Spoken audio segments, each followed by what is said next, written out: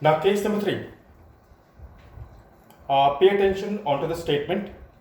Amount paid for stationery. They are not saying purchase, right? Remember this.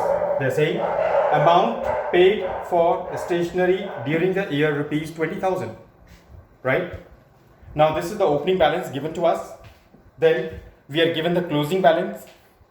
Then we are given the creditors for the stationery as on April 1st, okay, and creditors for stationery as on 31st March 2020, right?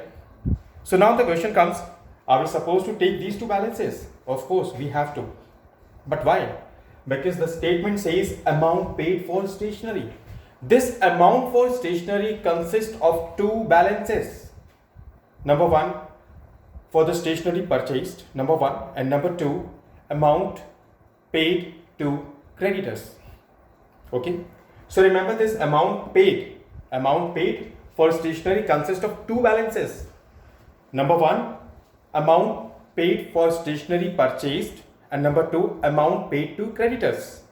Okay, so we need to consider these two balances. Okay, so remember this, our creditors for stationery as on this date, as on April 1st 2019, can also be written as what? Outstanding at the beginning, okay, for stationery, or okay, and this could be written as outstanding at the end, right? So remember, if they are saying that outstanding at the beginning, it means the creditors for stationery as on April 1st. And if they are saying outstanding at the end, that means creditors for stationery as on 31st March 2020. Understood? Now see how to solve this. First of all, we'll take opening balance.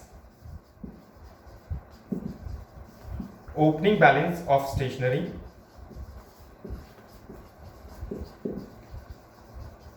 Which was rupees how much? 5,000. Then we need to add the total amount paid. Okay, we need to add total amount paid because it consists of amount paid for stationery purchased and amount paid to creditors as well, right? So we'll write amount paid for stationery, which is rupees 20,000. Okay. Then the amount which is related to current year also need to be added, and the which amount is related to the current year. See, they're saying creditors for stationery as on 31st March 2020. That means we bought stationery and we did not make payment. For how much? For rupees 4,000. That means this is related to current year.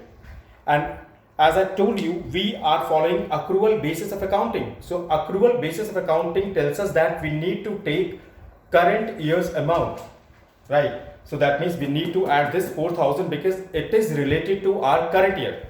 Okay, so we'll add creditors at the end, which is how much? Rupees 4,000. Okay, now the total amount became 29,000 rupees, and out of this we need to subtract what? The closing balance. Closing balance of stationery, which is how much? Closing balance was 10,000.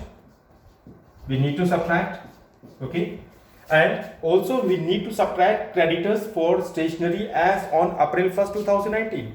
But why are we subtracting? As I told you that we are following accrual basis of accounting.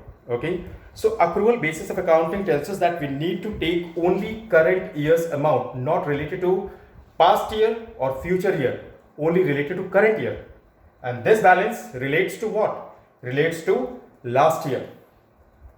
Okay, so last year's amount has not to be included, that's why we need to subtract. So we'll subtract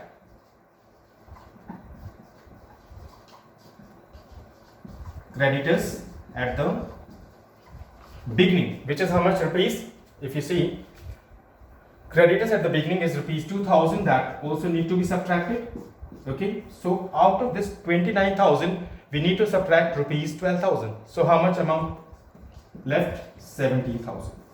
The 17,000 has to be transferred to income and expenditure account, debit side.